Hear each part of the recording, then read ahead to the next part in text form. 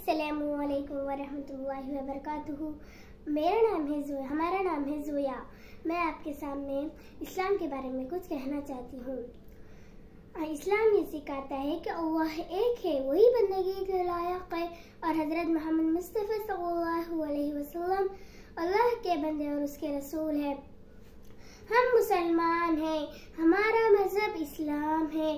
इस्लाम सच्चा मज़हब है, इस्लाम अच्छा मज़हब है।